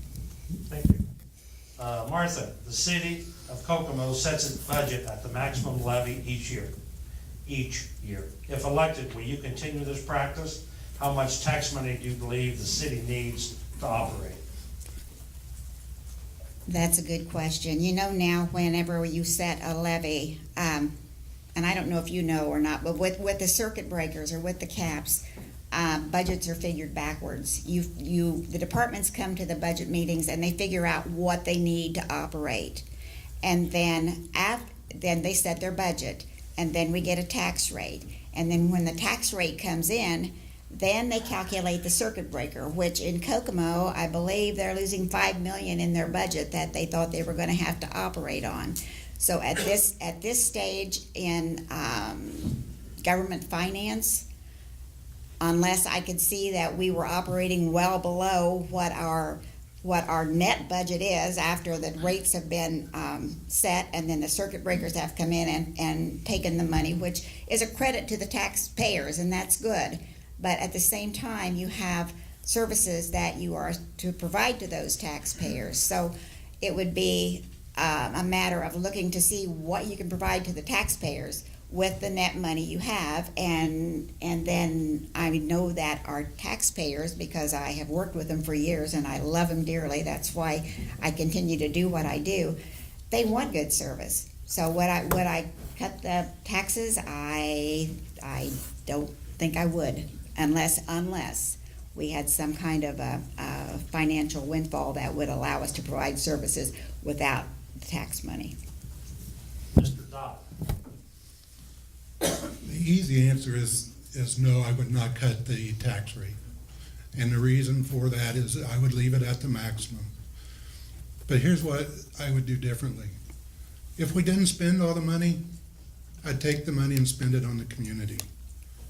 I would give it back to the community in other ways, such as potholes, sidewalks, different things that we could address.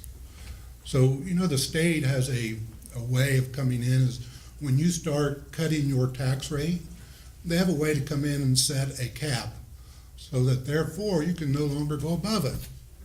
And when that happens, you are hurting the city itself. So do I trust the state not to come in and set that cap? I do not. So no, I would not reduce the tax rate, but instead I would take that money, if there was any left. I won't say extra because that's not a good way to put it. If there was any money left, I would reinvest it right here in our community.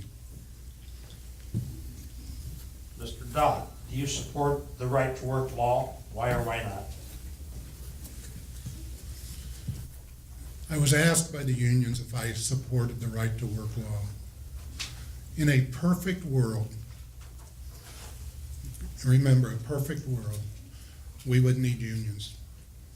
Unfortunately, we do not live in a perfect world. So the right to work law allows people to either join unions or not.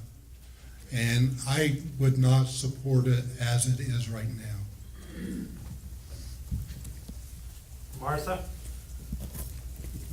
Living in the community that we live in, I could not support it right now either. I believe that unions have their place here, and that's my answer.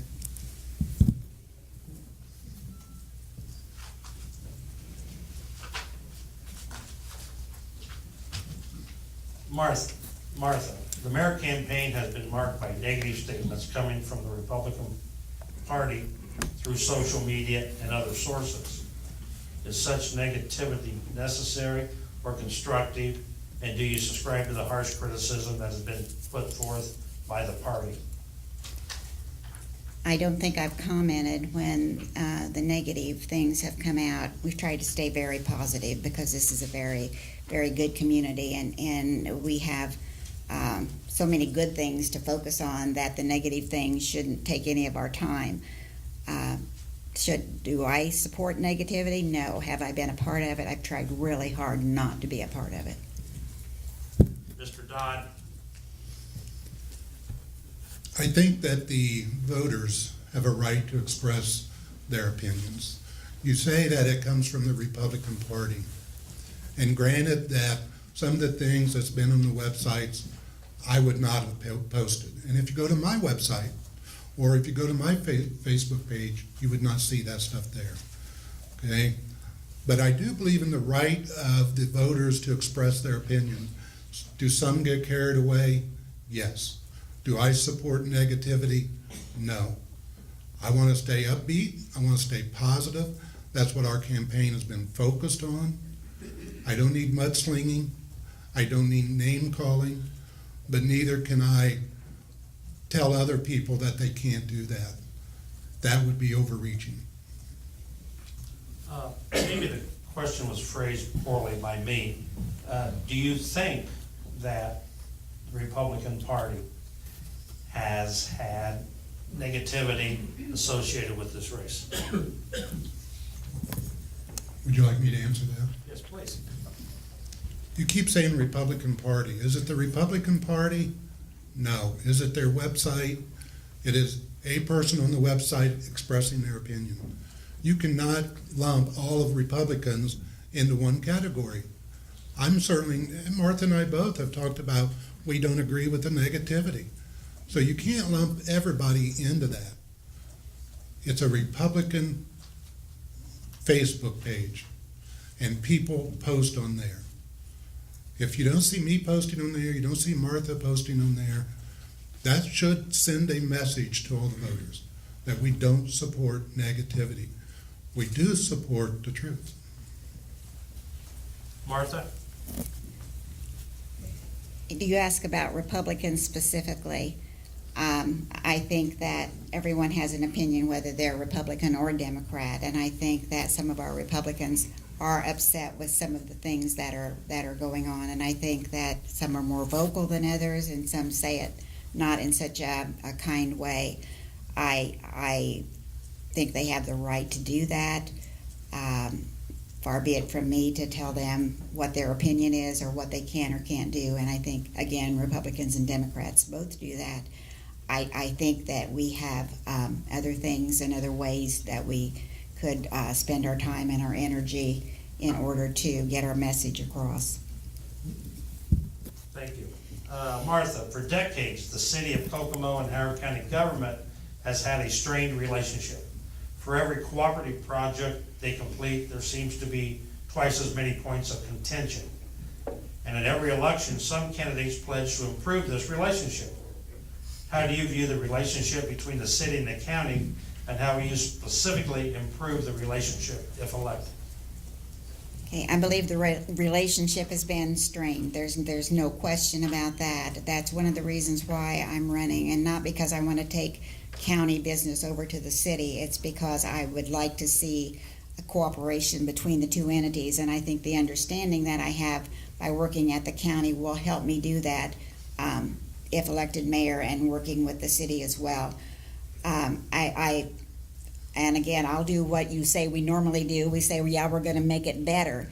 But I feel like we can make it better and make the operation cheaper. And I think we waste a lot of time and money bickering. And I've seen the waste of time and money in my own office when we have disagreements with the city. I don't want to do that. I don't think taxpayers want to spend their tax money that way. I think that we need to look at the things that we can do together, like some of our IT things and some of our public safety issues. And I think as a team, the city and the county can working together can make a big difference in this community. And I'm not saying that I'm for Unigov, but I am saying that as a unit working together, we can accomplish a lot more faster, and we can make it better. Mr. Dodd. Is the relationship strained? Yes, it is. And I think we all have read about it in the newspapers and everything else. What can we do to better that relationship? We can work together. And yes, everybody stands before you and they say, we're going to try to work together. Look, we all live here in Howard County. We do. We share very many common interests. It is imperative. It is necessary, and I believe that our citizens demand that we get along, that we work together for the betterment of this community. Now, how can we do that? Are we going to have differences? Sure.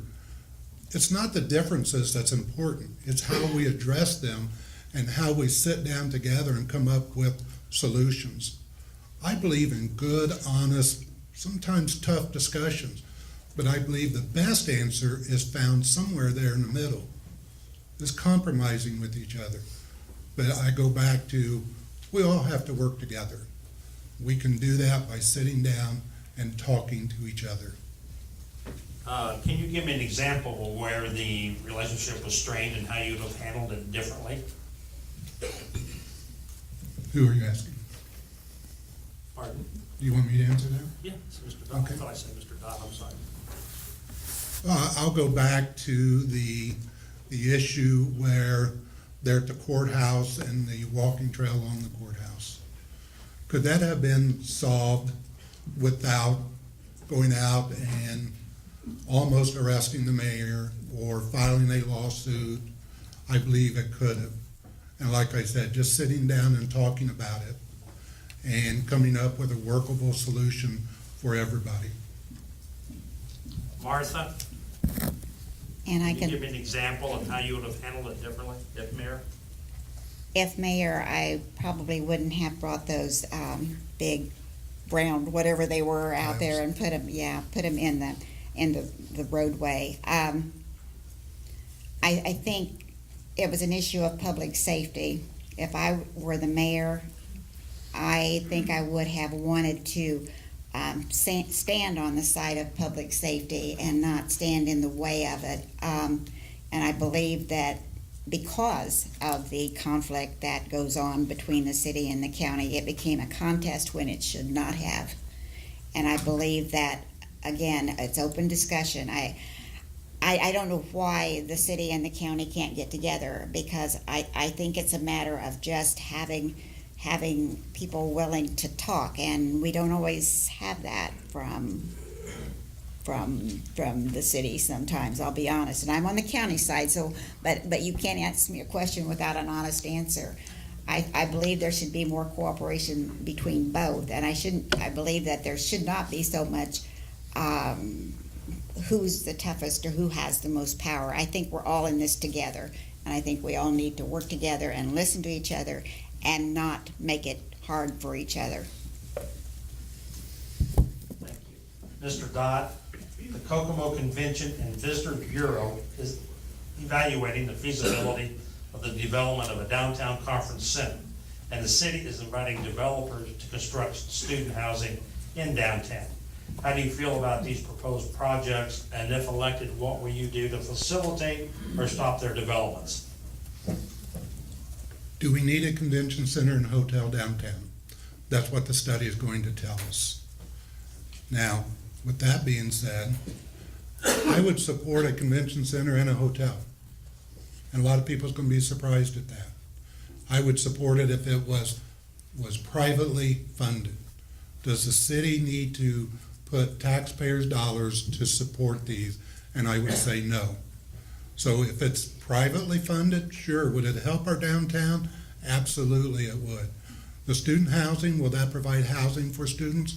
Yes. But here's the other thing we have to remember. What I want to know is how many vacant apartments, houses do we have out there now? By building all these housing and these student housing, are we taking away from our current landlords? So first of all, I'd want to look at those numbers and see where we're at before I would take a stand to support it or not. But again, I go back to the convention center. Somebody mentioned earlier, yes, we have a convention center. Yes, I understand we don't have a hotel. As a human resources professional, I've been to many conferences. I always tried to get a hotel room attached to where we were holding the conference. That's very convenient. But in many cases, that's not available. But I do not support using taxpayers' money to go out and do this. Martha?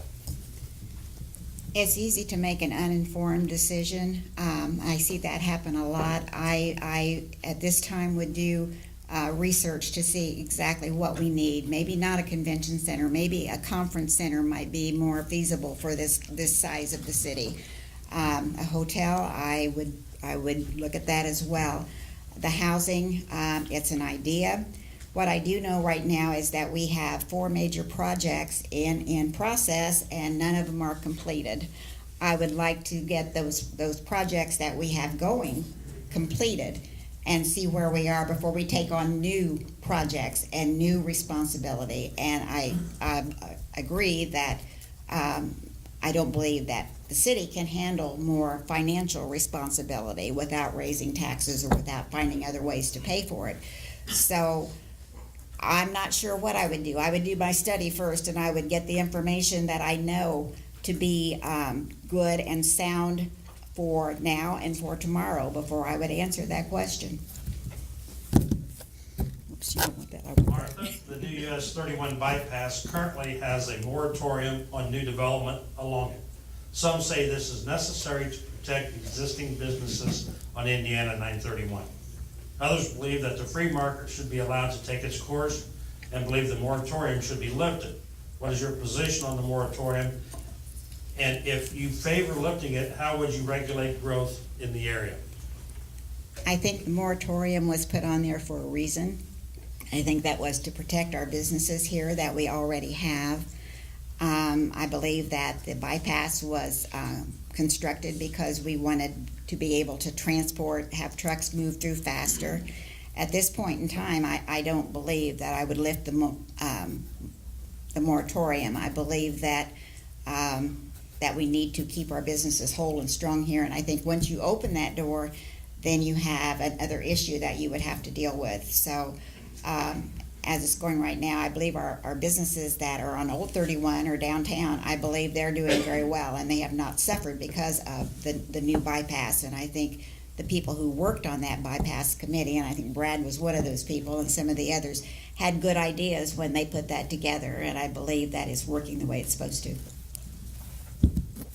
Mr. Dodd? I think we need to be careful here because, yes, we have the moratorium out there, but I believe it needs to be selective. And the reason I say that is that with the new interchange going on down around 28, if they build things there at 28, then trucks, cars are gonna stop there and they're gonna bypass Kokomo. So we've gotta be careful of a complete and 100% moratorium. We need to be selective. And I'm hearing rumors already that they're going to build a truck stop at 28. If that happens, is there a need to stop in Kokomo then? Are they gonna stop and use the restroom and get Cokes? What I do when I'm out on trips, and once I do that, I try not to stop for a while. So, you know, if we complete that, keep that 100% moratorium, we can be hurting our citizens instead of helping them. So I would look at doing a selective moratorium. Such as? I would probably have recruited a truck stop for out there because we said that when they built the new bypass, the purpose was to get the heavy trucks off of our old 31. So if they wanted to build that, I would have probably have supported that. Would I look at some other businesses, maybe farther east of there? Yes, I would. We need to continue to make sure we have our signs pointing to downtown Kokomo. People driving along, I can only speak for myself here, but when I drive along, if I can't see the business, I usually won't pull off of that interchange because I don't know how far it is. Could be a mile, could be 10 miles, I don't know.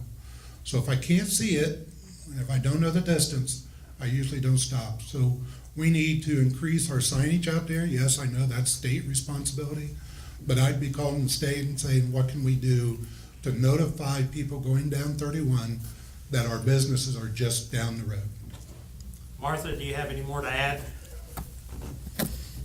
Having lived here whenever the old 31 was put in with the intention that it would keep traffic flowing quickly, and then seeing what happened whenever that process was changed and we were allowed to build businesses there, which has been good because we have a lot of businesses now in this area. I guess that would be something that we would look at the time, but right now I feel like that what we have is working. Mr. Dodd, public safety has been cited as a concern by both of you. Do you feel our police and fire departments are properly equipped and staffed? If not, how would you propose to improve public safety? No, I don't believe they're equipped or staffed to meet our current needs. I've talked to many police officers, many firefighters, and they've all told me the same story. You know, we're working understaffed and with poor equipment. I've talked to street department workers who have given me the same message. We need to look at our equipment. Our public safety, let's face it, they are there for us. When they are coming to rescue me from a burning building or because someone has broken into my home, I want them there, and I want them there pretty quick. I want to make sure that they have the right equipment. I want to make sure that we have enough public safety personnel, and I include our streets in public safety, by the way, because driving down the road, it can be a public safety matter. So we need to look at our equipment. I understand that we are getting in some new equipment, but where's that equipment been for the last 7 years? We need to make sure that we have funding available to replace worn out equipment. This equipment, a police car, is out there driving 20 hours a day. We need to repair, not only repair them, but we need to replace them when they get to certain points. I would work to make sure that, I would ask the city council for that money to replace worn out equipment. I would also work with the city council to ask them for those funds to add additional personnel. Martha? I believe that we have good public safety now, but I believe that we could use more people. From what I'm hearing, and again, this is from the different residents in town, the residents who have been annexed. There's no police presence out there. There's no proactiveness to prevent crime. We're more responsive than we are proactive. That we've cut, I believe, from 110 to 100 police and down to about 100 firemen, and I know there were more than that, and we've taken on new area. I have heard, and again, this is hearsay, so that there's plans to cut more. I don't believe that's a good idea. I believe that they do need good equipment. I believe that they do put their lives on the line. I believe that they need to be respected and appreciated for what they do. And again, I believe there's a feeling or a atmosphere at the city where they don't feel appreciated. And I think that's part of what's going on. But yes, I do think that they need more staffing. I know what their budgets are, and I know what it takes to do more staffing, so I think it's something you'd want to look at very closely. But I feel like that public safety is our first focus. Mr. Dodd, do you feel they're both understaffed? From the personnel that I've talked to, yes, they tell me, and like Martha, I go by what they are telling me. Look, I would ask the police chief and the fire chief and the street department superintendent, come in, let's talk about what you need. Let's figure out what are the appropriate levels for staffing. Can I sit up here and give you numbers? No, I can't, and I shouldn't, because that requires much research. I can tell you that the general feeling out there is that both police and fire are understaffed. Do either of you know, we'll start with you, Martha, an example of where understaffing has created a problem? Something wasn't addressed that should have been quicker? The only thing that I have heard, and I've talked to some people who work in public safety, is that response time is slower because they don't have the manpower to get out to the areas. And you ask about staffing only, but I will say that there's another concern about Apperson Way and the ability to get fire trucks and some of our emergency equipment down those streets. So that's not personnel, but there are just issues in general. The response time, I believe, is the biggest issue. Mr. Dodd, do you have any examples that you're aware of? I hear that same thing, is that it's response times or that calls may be stacked up on top of each other. What I mean by that is they take the most priority calls, but other calls may have to wait until they can get to it. That'd be the only example that I would have. Mr. Dodd, do you believe in staffing for the worst case scenario?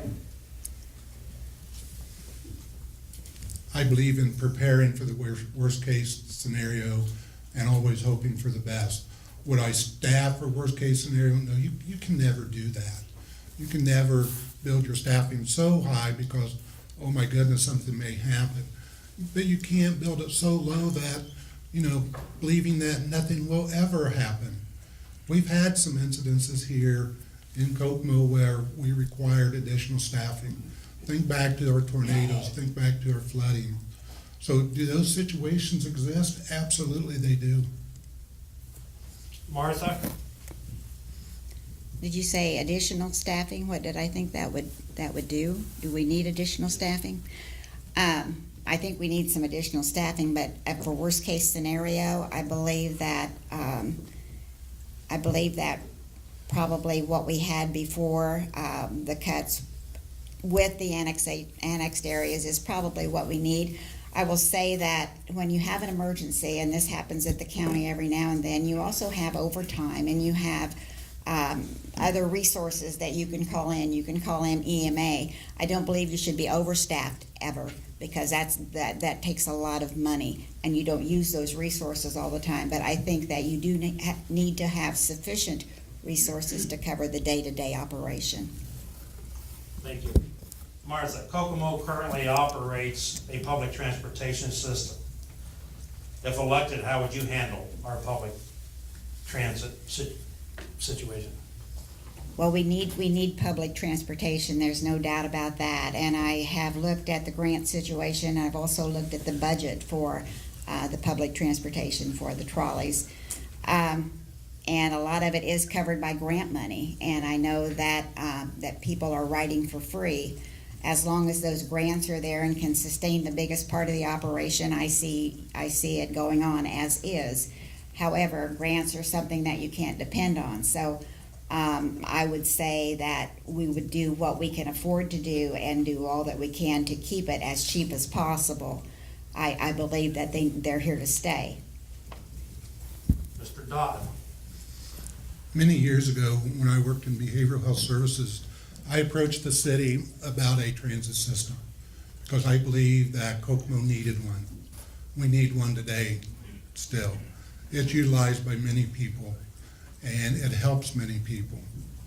The United States of America recently elected a Republican Congress and a Republican Senate.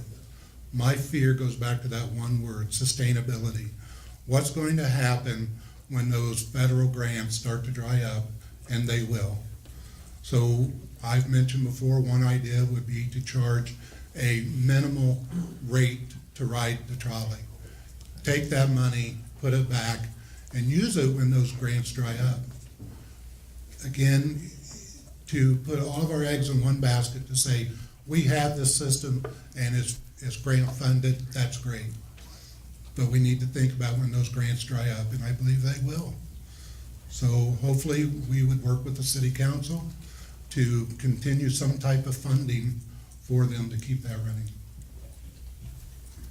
Mr. Dodd, streets and sidewalks in Kokomo has been identified by both of you as a priority. Do you believe streets and sidewalks are in need of attention? And if so, what will you do to address them?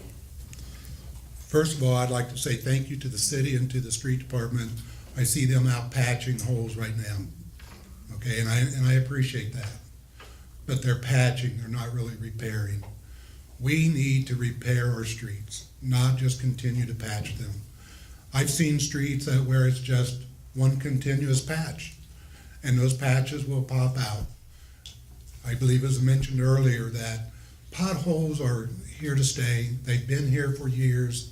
They've been here as long as we've had roads, and they'll continue to be a problem. We need to put more emphasis on getting out and repairing our streets. I would work with the city council to get them to identify areas in their neighborhoods that need the most repair, and then ask them to fund enough money so that we could give each city council person funding to go out and make sure that each council area got some attention. That way no one goes without. Martha? There is an MVH, Motor Vehicle Highway Fund, that funds our streets. It's about $4 million in the budget this year. I'm sure that there have been priorities set in the budget. I'm going to go back to how the county has done things, and I believe that they have a good strategy when it comes to fixing the roads in the county. They do, they just allot so much money for each area, and that way every area gets looked at and it's prioritized with what it needs. And I think that we need to do more of that in the city instead of just being reactive. I think we need to be proactive, and I think we need to look at those streets and roads that we have and have it set up so that we can fix them on a regular basis, not just when they need it. Now let's go to sidewalks, okay? I think that sidewalks are something that we need to look at too. I believe that Cindy brought up the Barrett Law, or the 50-50, and I believe that she and the council has been working on getting some money for sidewalks. I think sidewalks are necessary. I think that they are also a dangerous aspect of our city, and I know because I have fallen because I stepped in a whole lot of sidewalks. So I think that we need to look at those things. I know that with the Barrett Law, it's 50-50, and I know that that a lot of taxpayers do not want to pay 50% or can't afford to pay 50%, but I believe that's a conversation that should go on because it's all part of keeping our community whole and safe. Martha, what is your position on annexation, and if elected, would you seek further annexation?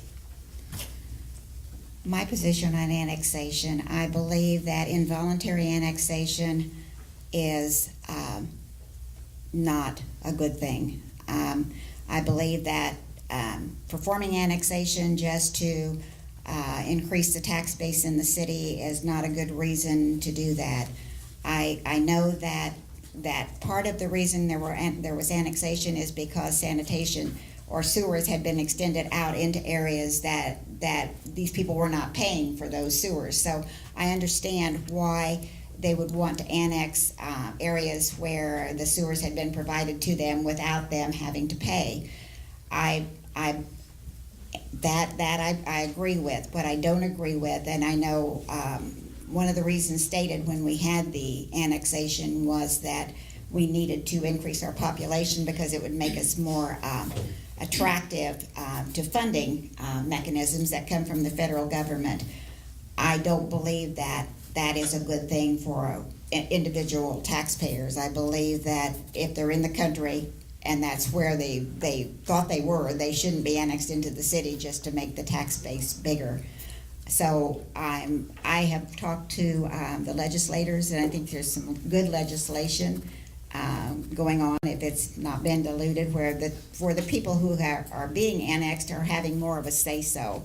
From what I had seen in the past, even if they went to court, it was so hard for them to fight annexation, and there was a lot of upset people because they felt like they didn't have a voice, and the county couldn't do anything.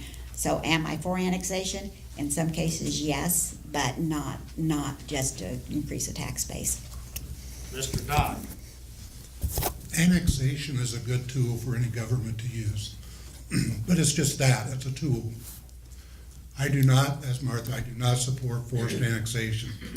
Now, with that being said, many people sign pre-annexation development agreements. They got sewers and everything else with the understanding that if the city ever annexed, that it would be an automatic yes vote for annexation. So does that work? Yes. People got sewers even before they were annexed in. But we went beyond that and annexed areas. Was it to grow just to grow the tax base? I don't know. You'd have to ask the current administration about that. I don't know. I know that we annexed all the way from Alfalfa Road out to 300 East, and we took in a lot of cornfields in that process. What about the tax rates for all those areas? So one of the things we also have to be careful is that we don't create annexation islands. What I mean by that is that you can have everything's annexed around one house, and that one house may still be in the county. That creates many, many problems for our public safety folks.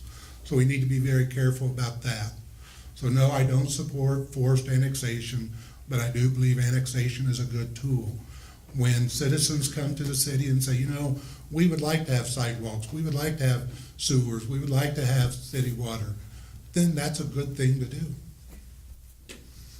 All right, we're about out of time. Closing statements. Martha, you're up. It's a privilege to be a public servant. That I believe that it's more of a calling than it can be a job. At least it is for me. Every person here I see in the office every day, and you're like a family. And if you would want to know why I'm running for this office, it's because I see the city, and I love the city, and I love what's going on in the city. But I'm afraid that as time goes on, we're not going to be able to sustain or pay for all of the things that we're doing. And we need to have a stable financial base. I know that in some other areas, they're not as concerned about their financial base, but I do know that here, we're very conservative, and we want our tax base to be something that we don't have to worry from day to day whether we're going to be able to meet the bills. That's why, as auditor and treasurer, we've tried to collect taxes and get that money out on time. I think that's very, very important. Another reason that I'm running again is because of the public safety issue. And I believe we need more transparency. We need for us to talk more together and openly. There's just so many issues that are going on, and this is not an easy time to govern. And I believe that the city council and the city administration has worked hard.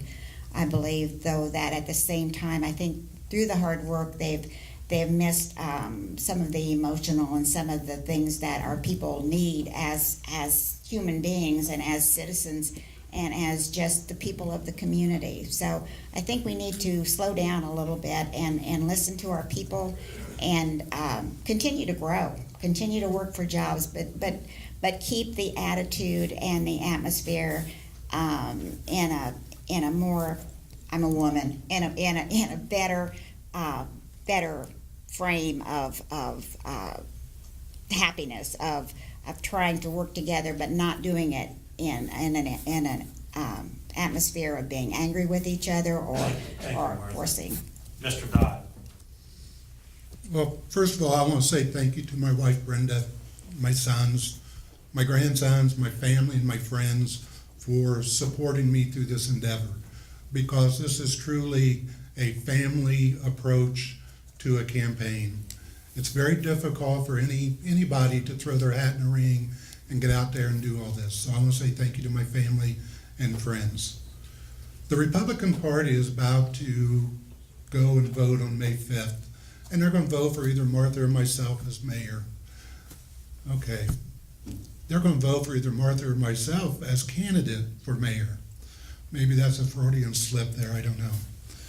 But they're going to vote for one of us to represent the Republican Party against our current opponent, our current mayor.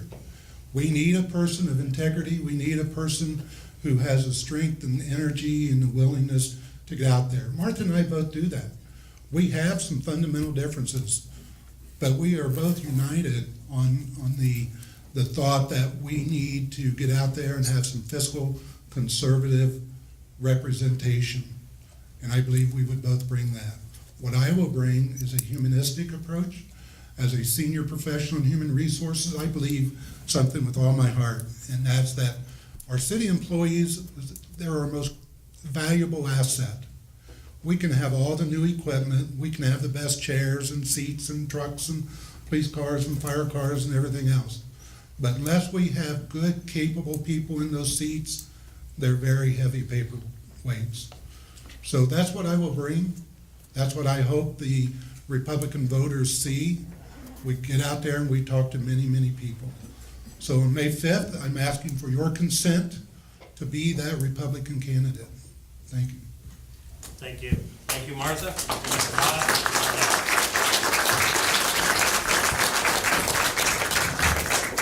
Mr. Dodd.